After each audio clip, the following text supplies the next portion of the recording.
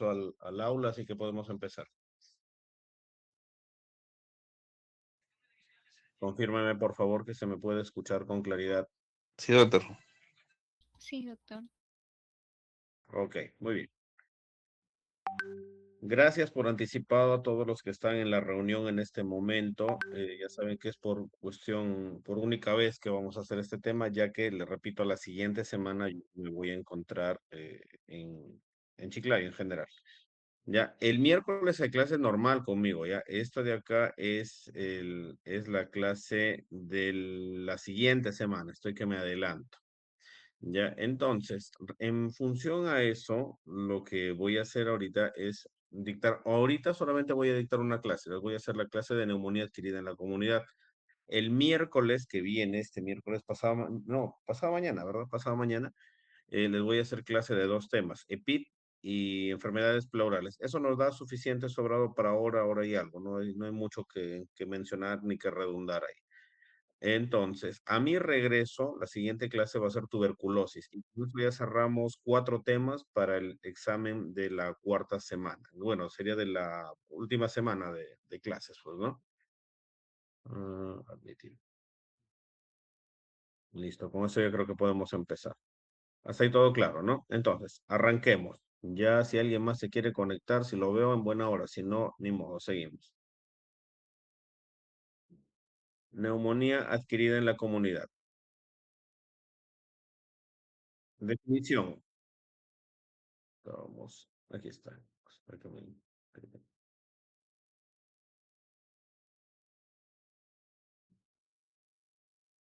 Listo. En cuanto a definición, la definición de la neumonía en general debemos hablar, como ven ahí, es un proceso inflamatorio de parénquima pulmonar. Entonces, cuando hablamos de neumonía como tal, la neumonía nos va a llevar en un primer momento automáticamente a pensar en proceso bacteriano, pero hemos de tener en cuenta que la neumonía no es exclusivamente bacteriana, puede ser viral, puede ser por un tema parasitario, e inclusive puede haber alguna afección no asociada a gérmenes, ¿no? Podría haber por ahí de repente un proceso inflamatorio secundario a infección, perdón, a inflamación química, etcétera. Sin embargo, en esta clase pues nos vamos a centrar más en el proceso infeccioso, sobre todo bacteriano. Hemos de entender entonces dos conceptos: el concepto de la neumonía adquirida en la comunidad y el concepto de la neumonía intrahospitalaria o nosocomial. Neumonía adquirida en la comunidad. Es el típico ejemplo que tenemos, pues, de lo que llama la gente los resfríos mal curados, los procesos infecciosos respiratorios que no son atendidos adecuadamente y pueden complicarse, llevando al paciente por complicaciones propias del proceso infeccioso al hospital. Entonces, ¿dónde se desarrolla? Obviamente es extrahospitalario, hablamos de la comunidad. En cuanto al tiempo, va a ser obviamente antes de su ingreso al hospital y hasta los 2 primeros días dentro del hospital. ¿Qué significa esto? Que si tu paciente ingresa al hospital por un proceso respiratorio que más adelante se diagnostica como neumonía, obviamente esa fue la causa y tu diagnóstico inmediato será neumonía adquirida en la comunidad. Ese será tu diagnóstico de ingreso. Pero si tu paciente ingresa al hospital por cualquier otra causa, no necesariamente respiratoria, háblese cardiológica, digestiva, traumatológica, etcétera, y una vez que llega al hospital, antes de haber cumplido 48 horas de estar en el hospital, presenta sintomatología compatible con neumonía, ya sea sintomatología y o radiología compatible con neumonía, no vas a decir que en esas primeras 48 horas desarrolló neumonía por gérmenes del hospital, sino es básicamente un cuadro infeccioso que viene arrastrando de la comunidad. Eso sí lo desarrolla dentro de los primeros 2 días de haber llegado al hospital. Y una vez que tu paciente se va de alta, han pasado más de 7 días de haber sido dado de alta. Ejemplos: llega tu paciente, hemos dicho, por un cuadro respiratorio, obviamente neumonía, identificada, pues obviamente, ¿no? Si tu paciente desarrolla dentro del hospital sintomatología respiratoria y se diagnostica neumonía en las primeras 48 horas de haber ingresado al hospital, ese es un germen que está arrastrándose de la comunidad. Por lo tanto, las primeras 48 horas podremos definir neumonía adquirida en la comunidad. Y si tu paciente le das de alta y a partir del séptimo día en adelante de haber salido del hospital desarrolla síntomas propios de neumonía, dirás que esa neumonía también es una neumonía adquirida en la comunidad. Esos espacios que nos quedan entre los distintos conceptos los va a terminar llenando la neumonía intrahospitalaria o nosocomial. Es decir, si las primeras 48 horas de haber ingresado al hospital desarrolla síntomas de neumonía y hemos dicho que en esas primeras 48 horas el germen es de la comunidad, pues eso será neumonía adquirida en la comunidad. Pero si tu paciente desarrolla síntomas propios de neumonía después de las primeras 48 horas de haber ingresado al hospital, tercer, cuarto día en adelante, ese germen ya no viene de la comunidad, ese germen es propio del ambiente hospitalario, por lo tanto se definirá como neumonía intrahospitalaria o nosocomial. Y si tu paciente le das de alta y en los primeros 7 días de haber salido del hospital desarrolla síntomas respiratorios, dirás entonces que tu paciente no tiene una neumonía extrahospitalaria o adquirida en la comunidad, sino será por un germen del hospital, una neumonía intrahospitalaria o nosocomial. Repito, por última vez, para no confundirlos con los términos. Neumonía adquirida en la comunidad, aquella que se desarrolla en las primeras 48 horas de haber ingresado al hospital o a partir de los 7 días de haber sido dado de alta a tu paciente. Neumonía intrahospitalaria, aquella que se desarrolla a partir del segundo día de ingreso hospitalario y hasta los 7 primeros días después de haber salido de alta del hospital. Déjeme ver si alguien más está ingresando a aceptar. Sí, solamente una persona. Mm, Listo, somos 59 conmigo. Ahí cerramos, ya no acepto a nadie más. Son las 10:20 ya. En cuanto a la etiología, esto es sencillo, ya se los han dicho desde microbiología e inclusive en otros cursos previamente. Gérmenes bacterianos asociados a neumonía adquirida en la comunidad, en la cabeza el estreptococo neumoniae, ¿sí? El llamado neumococo. Sin embargo, no es el único, es lo que ustedes ven ahí resaltado en rojo. El Haemophilus influenza también es un germen de los adquiridos en la comunidad. Si hablamos, pues, de cuál es la causa de mortalidad más frecuente en nuestra población, sobre todo en personas mayores de 60, 65 años, van a ser estos gérmenes.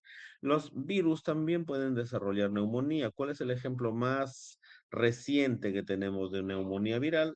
Todos conocemos la COVID-19, el SARS-CoV-2. Sin embargo, luego de esa época de la pandemia, pues la frecuencia o el impacto de neumonías por virus ha ido disminuyendo.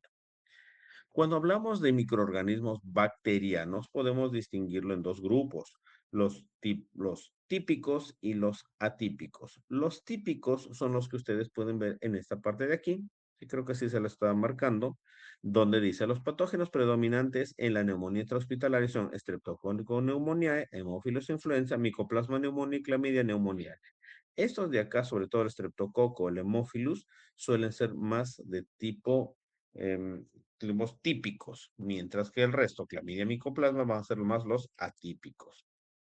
Ahí tenemos otra tanto de lista de gérmenes que pueden desarrollar neumonía, bacterias entéricas, virus, parásitos. Lo que a ustedes se les ocurra puede desarrollar neumonía. Sin embargo, nosotros nos vamos a centrar en la infección bacteriana.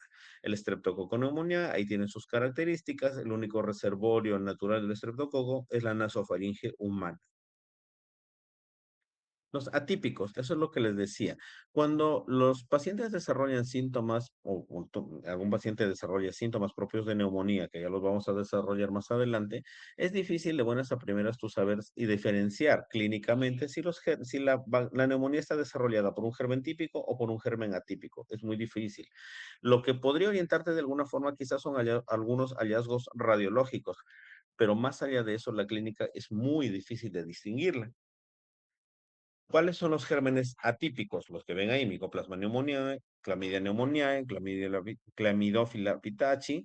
Coxila burnetii y Legionella pneumófila. ¿Qué nos interesa más de todos estos? Sobre todo los dos primeros, el Mycoplasma pneumoniae y la Clamidia pneumoniae. Esto en cuanto a atípicos, a hemófilos y estreptococcus, recordarán que son más típicos, clínicamente indiferenciables típicos de atípicos. Por lo tanto, la primera lógica que yo debo tener es cuando le dé tratamiento a mi paciente, deberé cubrir con mi espectro antibacteriano gérmenes típicos y gérmenes atípicos para así poder tener seguridad que estoy tratando bien a mi paciente. ¿Qué es lo que caracteriza a los gérmenes atípicos? Básicamente, lo de aquí.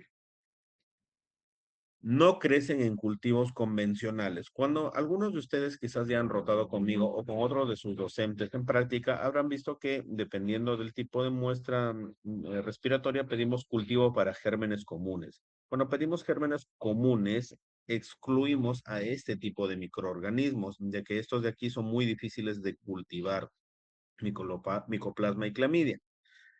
Además, los gérmenes atípicos no son sensibles a los betalactámicos como sí son sensibles los gérmenes típicos. ¿Y con qué cubrimos entonces a los atípicos? Con lo de aquí, macrólidos, doxiciclina y fluoroquinolonas. Ya lo veremos en un momento.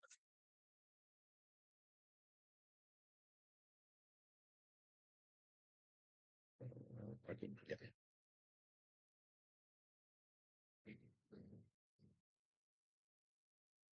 Este extracto está tomado de la Guía de Práctica Clínica de Neumonía Adquirida en la Comunidad del Hospital Nacional Hipólito Unanue, donde básicamente tenemos lo mismo que les he dicho, clasificación de los típicos, los atípicos y algunos gérmenes de tipo viral.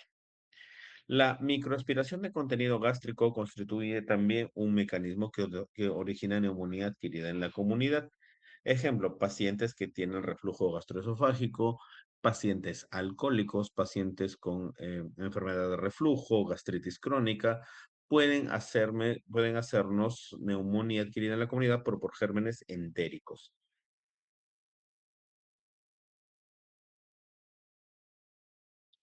No, esta de acá. Siguiente. Me interesa esta diapositiva. Factores de riesgo. ¿Cuáles son los factores de riesgo? Cualquiera de nosotros puede estar expuesto al germen. Sí, hemos hablado que hay quienes colonizan, estreptococo, por ejemplo, coloniza nuestra nasofaringe y no por eso nosotros hemos desarrollado neumonía. Tiene que haber factores predisponentes. Recordarán que para que una enfermedad desarrolle necesitamos tanto las características del agente y también las del huésped con el medio ambiente. En el caso de los factores de riesgo no modificables, podemos hablar, uno, de la edad, principalmente pacientes mayores de 65 años o que tengan algún tipo de algún tipo de inmunodeficiencia, por decirlo de alguna manera, o que comprometa su sistema inmune, por ejemplo, enfermedades crónicas tipo diabetes, hipertensión no controlada, eh, patologías oncológicas, usuarios crónicos de corticoides, etcétera, etcétera. Aquí, como podemos ver también, el tabaquismo, el alcoholismo, la malnutrición, o si tu paciente tiene otro tipo de enfermedades respiratorias, como tipo las bronquiectasias, pueden generarte, predisponer a que tu paciente desarrolle neumonía. El VIH es un factor también muy importante, y aunque hay otros menos comunes, como fibrosis quística o bronquiectasias congénitas, también están asociados a desarrollo de neumonía, sobre todo estos dos primeros, medio ambiente y estilo de vida e higiene. En cuanto al cuadro clínico, ¿cómo reconocemos nosotros al paciente con neumonía, no? El paciente con neumonía va a ser muy fácilmente confundible con otros pacientes tipo, por ejemplo, bronquiectasias, ¿no? El paciente viene por tos productiva, a veces de más o menos facilidad para expectoración, fiebre, malestar general, escalofríos y si está muy avanzado, por disnea y dolor pleurítico. Eso es lo que puede generarte un paciente con neumonía. Sin embargo, aún en ese momento es un cuadro muy confuso. No puedes saber si es un cuadro de neumonía como tal, si de repente es un problema de bronquiectasias, si ya tiene dolor pleurítico, no sabes si es una neumonía complicada con derrame o si es un derrame propio así por tuberculoso o oncológico. Entonces, ¿qué es lo que nos va a ayudar? Uno, la semiología. ¿Qué es lo que vas a ver? Aparte en la inspección, palpación, percusión, auscultación, que es lo que ustedes tienen en ese cuadro, me interesa mucho la auscultación. Uno, vas a tener la presencia de los crepitantes. El crépito, en el contexto de un paciente con sospecha de neumonía, va a ser pues un signo que te va a ayudar bastante, ¿no? Entonces, usualmente las neumonías suelen ser unilaterales. Ojo, usualmente, siempre utilizo la palabra, lo más común. No es que todos generen esto, pero lo más común es que te encuentres con crepitantes unilaterales de predominancia en las bases. Recordemos, zona 3 de West. Que puedes encontrar también egofonía, pectiroloquia, broncofonía. En la percusión, matidez o submatidez. Y en la palpación, aumento de vibraciones vocales. Esto es muy característico. Como mencionan ahí, ven en ese cuadro, es el único síndrome, el síndrome neumónico o la neumonía es el único síndrome con aumento de vibraciones vocales.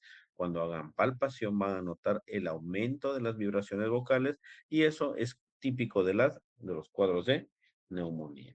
En cuanto al estudio de imagen, como les dije en un momento, pues es muy difícil distinguir cuál es neumonía de otras patologías.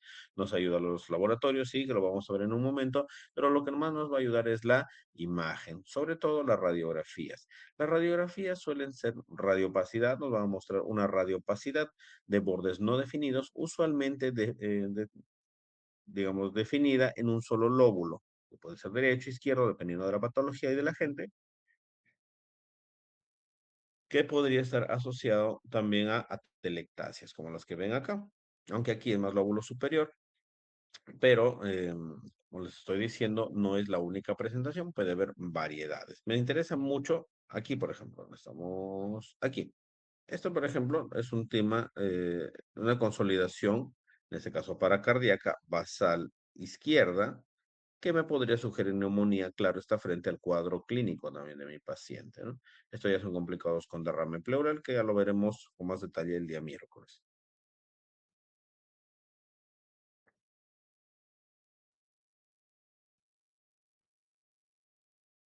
Pues, ¿qué pasó? Aquí, ya. Más imágenes de neumonía son consolidados de bordes no definidos, consolidados alveolares, predominantemente basales en su gran mayoría.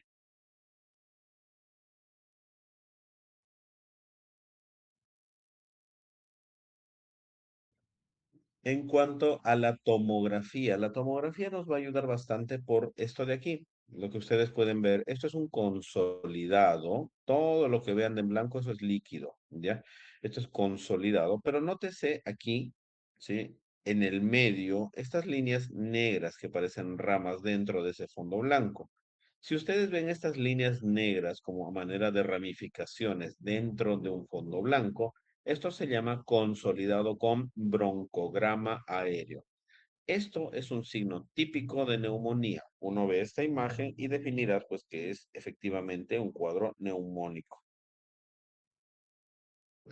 La ecografía también puede aportarnos el diagnóstico en cuanto a neumonía, aunque es menos practicada en el día a día, pero tiene otras ventajas. Sin embargo, ahora solamente las vamos a mencionar. A ustedes me interesa mucho que identifiquen en radiografía y en tomografía.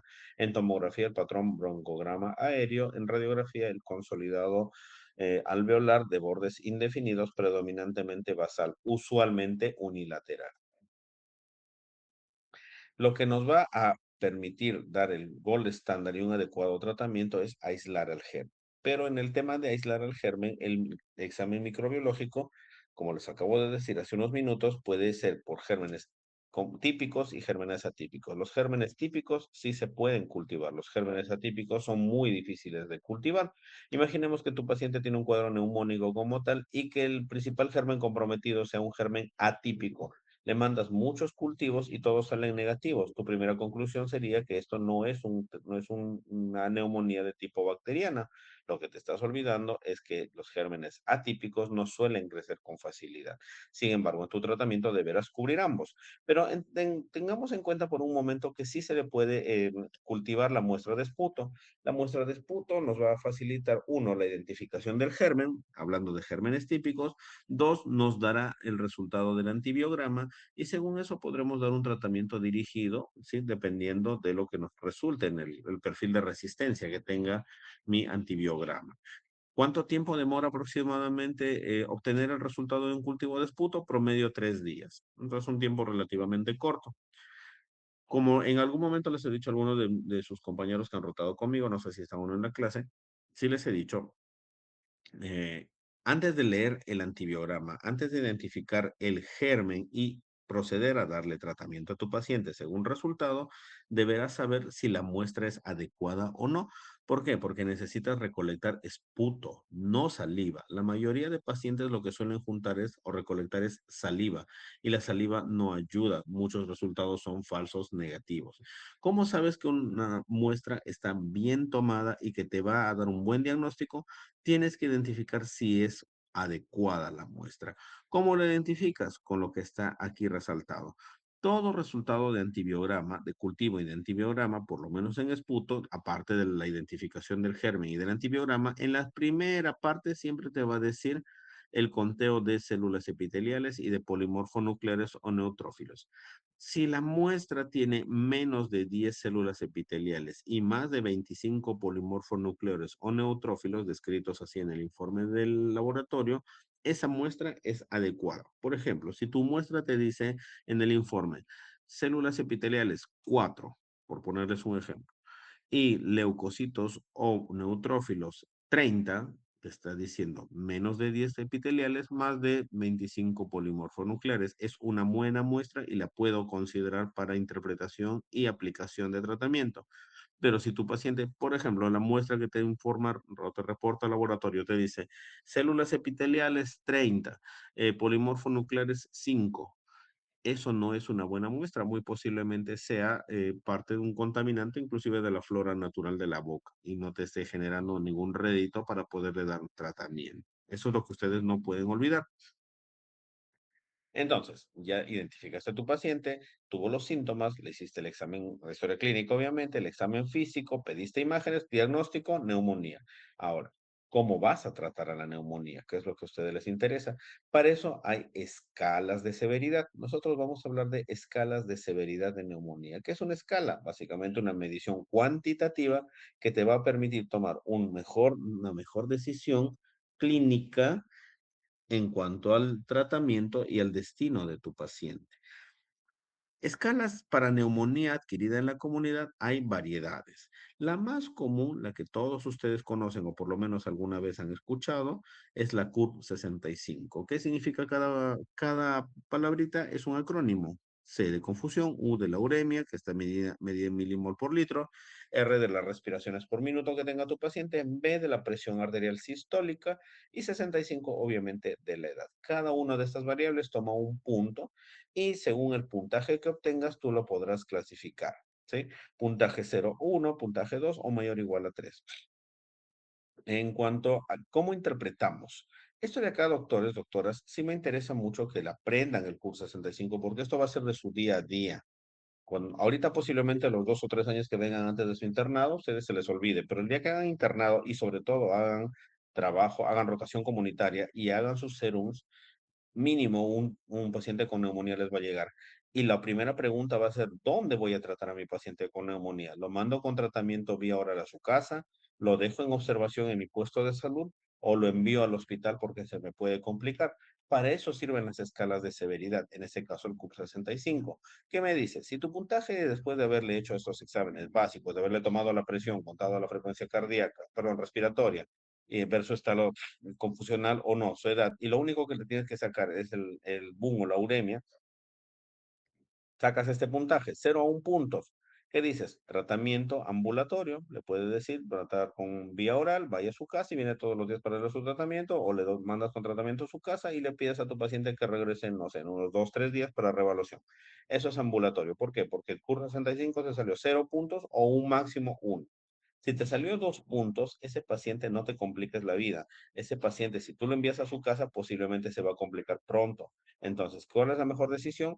Hospitalizarlo. Si tú tienes una zona de hospitalización en tu puesto de salud, puedes manejarlo con un seguimiento diario, obviamente bajo supervisión diaria de personal de salud. Pero si tu paciente hace em, más de 3 puntos en la escala de CUR 65, ese paciente no puedes manejarlo en tu puesto de salud, mucho menos ambulatorio, porque ese paciente se te va a descompensar. Tienes que enviarlo al hospital y muy posiblemente termine en una unidad de cuidados intensivos. ¿Qué significa mortalidad? La escala CUR 65 nos mide dos cosas. Uno, nos indica dónde voy a manejar a mi paciente, ambulatorio hospitalizado. Y la segunda utilidad que tiene la escala CUR 65 es cuánta probabilidad o posibilidad tiene tu paciente de fallecer en los siguientes 30 días. Es decir, hay pacientes que por más de que tú le des un buen tratamiento, por más de que tu paciente sea un buen paciente recibiendo el tratamiento adecuado, muchos de ellos, por factores que tú no puedes controlar, como por ejemplo comorbilidades, inmunodeficiencias, etcétera, se podría complicar y hasta fallecer. ¿Qué posibilidades tiene de fallecer en los siguientes 30 días un paciente con puntaje de 0 a 1? 1,5%. Es decir, de 100 pacientes que tú captes, 1 a 1,5 podrían fallecer en los siguientes 30 días. Y eso porcentaje va subiendo. De 100 pacientes que tengan puntaje 2 en los siguientes 30 días, a pesar de un buen tratamiento que le des, 9% promedio de ellos van a terminar falleciendo. Si tu puntaje es mayor a 3%, ¿qué te dice? Que de 100 pacientes con puntaje mayor a 3 puntos, por lo menos un 22% de ellos va a terminar falleciendo en los siguientes 30 días. Eso es lo que significa el CUR 65. Tenemos otra escala, la escala PCI Port of Fine, que ven aquí hay un montón de variables, ¿no? La edad, edad en años si es hombre, si es mujer, si viven en asilo o residencia, etcétera, etcétera, todo lo que ustedes pueden leer ahí. Se puede clasificar desde la escala en la PCI Port of Fine, desde el clase 1 hasta clase 5, cada uno con un respectivo puntaje de mortalidad, y lo mismo te define dónde vas a manejar a tu paciente, si va a ser ambulatoria, observación corta o si vas a ingresarlo al hospital. Si cuando uno se pone a leer un poco acerca de la evolución de las escalas de neumonía, te dicen siempre que la primera escala que apareció fue esta, la PCI Port of Fine.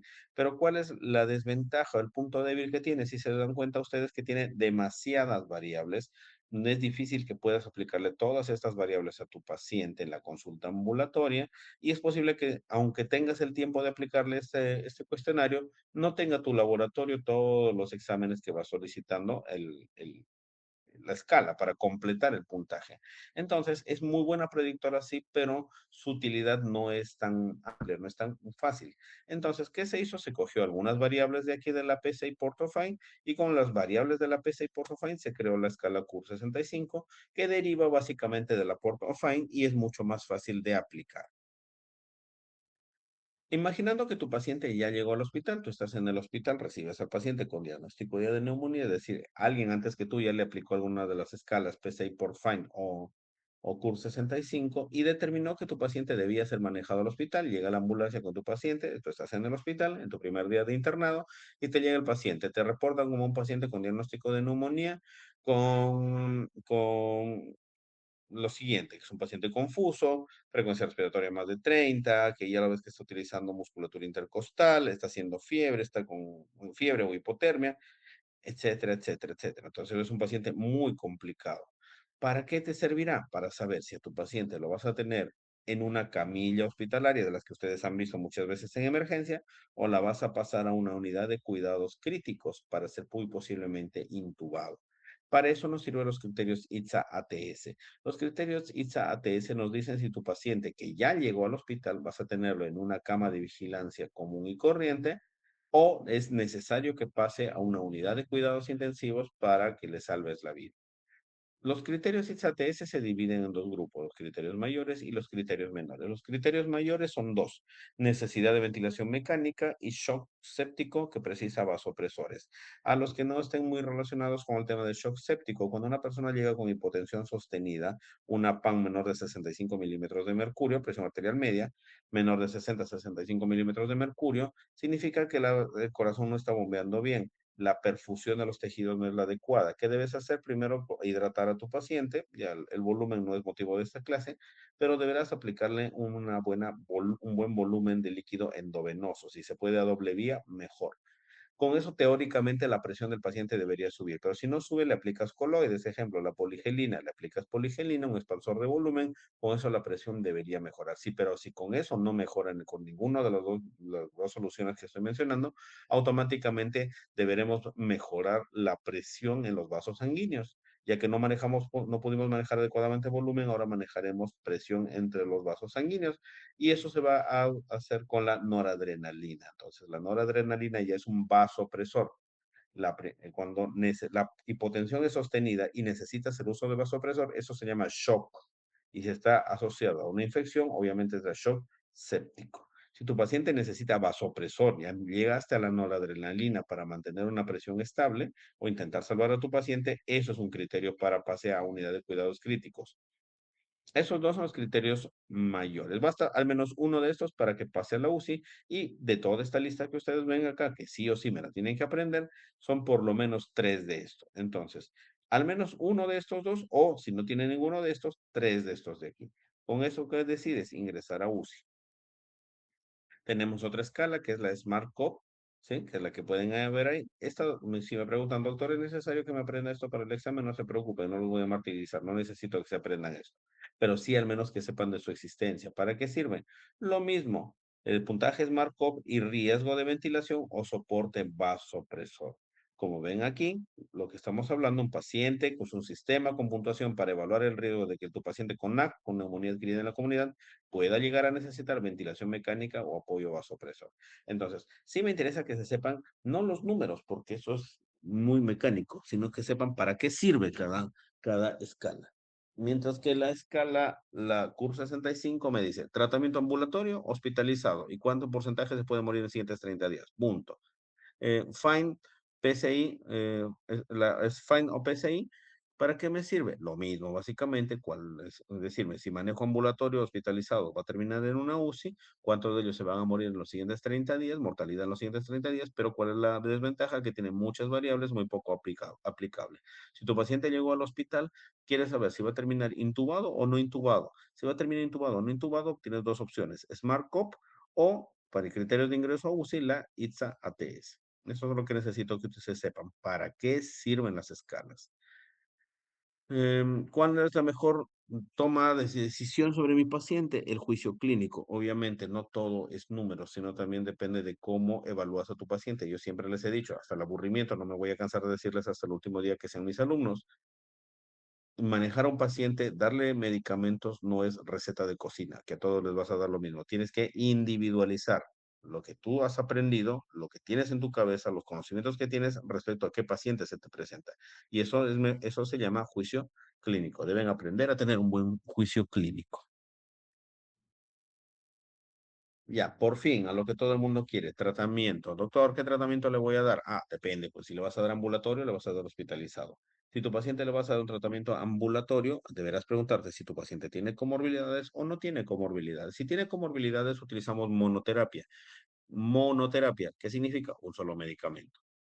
Amoxicilina en la dosis que ven ahí, doxiciclina o macrólidos. ¿Qué macrólidos? Acitromicina o claritromicina. Me voy adelantando. Amoxicilina estamos cubriendo los típicos y con la doxiciclina macrólidos estamos cubriendo los atípicos.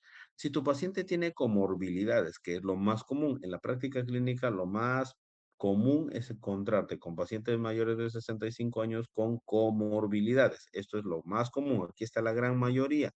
¿Qué vas a tratar? Un paciente ambulatorio con doble terapia antibiótica. Nunca se olviden, con comorbilidades, con doble terapia antibiótica. Sin comorbilidades mayores de 65 años, usualmente tenemos la monoterapia. ¿Dónde está el mayor grueso de nuestros pacientes? Aquí, pacientes ambulatorios con comorbilidades y deberemos tratarlo con doble antibiótico.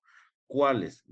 Un beta-lactámico, lo que me interesa es básicamente beta-lactámico, puede ser amoxicilina ácido clavulánico, amoxicilina sola, si vas a utilizar un endovenoso, la ceftriaxona o cualquier otra cefalosporina, podrías inclusive hasta colocarle penicilina benzatínica, pero si es con comorbilidades y estamos hablando que son por atípicos y por atípicos, con eso estaríamos cubriendo con el primer grupo los típicos, que nos falta cubrir los atípicos y por eso siempre le agregamos un macrólido, es beta-lactámico más macrólido, no se olvidan eso. Cuando van a manejar paciente con neumonía ambulatorio, la mayoría son mayores de 65 años y la gran mayoría tiene comorbilidades. Entonces deberán usar doble terapia antibiótica. Uno, betalactámico que me cubra los gérmenes comunes y dos, asociado siempre a un macrólido que me va a cubrir los atípicos. Pero hay algunos pacientes que suelen ser alérgicos a los betalactámicos y o a sus variedades, ¿no? Entonces, ¿qué es lo que se va a cubrir en ese caso? Con monoterapia con levofloxacino, con fluoroquinolona. En general con fluoroquinolona, moxifloxacino o levofloxacino. Lo que más utilizamos en la práctica diaria es el levofloxacino como monoterapia. ¿Por qué? Porque el levofloxacino tiene espectro para los típicos y los atípicos. Se recomienda cuando tu paciente no sea intolerante a alguno de los otros dos medicamentos mencionados o quizás sea alérgico a penicilina. En cuanto al tratamiento hospitalario, ¿cómo manejas paciente hospitalizado? Si tu neumonía, el paciente tiene neumonía severa o no severa. Si es no severa, lo que ustedes ven ahí, ceftriaxona, ampicilina sulbactam, cefotaxima, ceftolarina, más siempre tu macrólido. ¿Cuál es la opción? Aún estando hospitalizado tu paciente, levofloxacina.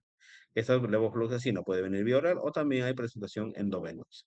Si el paciente presenta una neumonía adquirida en la comunidad de tipo severo, estando hospitalizado, cualquiera de las siguientes opciones que ustedes ven ahí, vancomicina, linocerlid, piperacilina, tazobactam, ceftazidima, cefepime, astronam, o los carbapenems, meropenem y penem, en las dosis que ustedes pueden ver ahí. Y ya con esto estamos cerrando, doctores. En cuanto a la vacunación, nunca se olvide, el paciente con neumonía, bueno, hablamos en el paciente con EPOC, hablamos que debía tener su carnet de vacunas completo.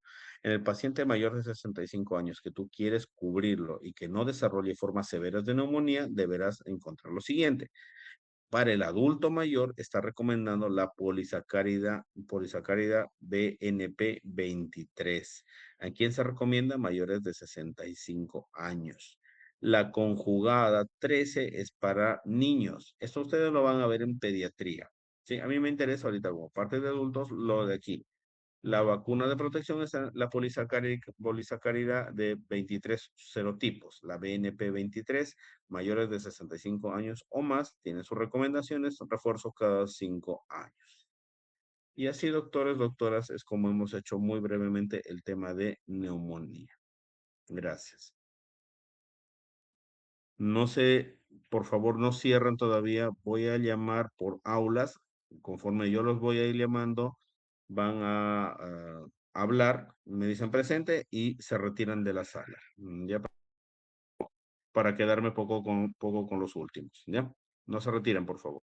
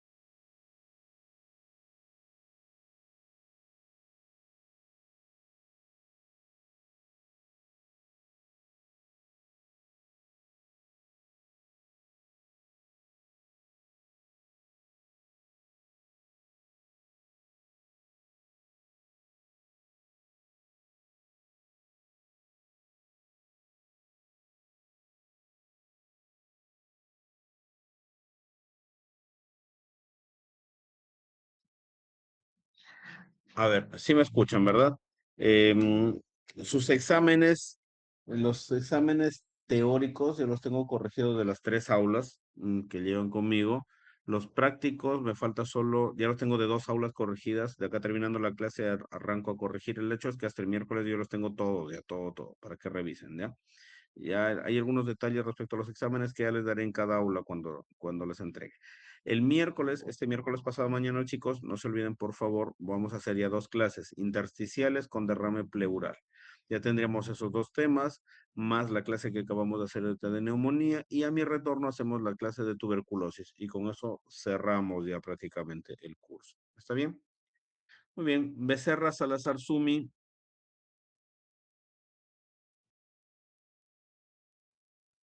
Becerra Salazar Sumi, Campos Rivera Michel, Campos Rivera Michel, Carranza Bueno, Buenas noches, doctor presente. ya, muchas gracias. Pueden retirarse, por favor. Ya contestan y se retiran. Coronado Ramírez, Buenas noches, doctor presente.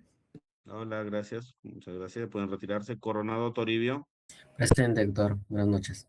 gracias. Buenas noches. Flores Valencia, Flores Valencia,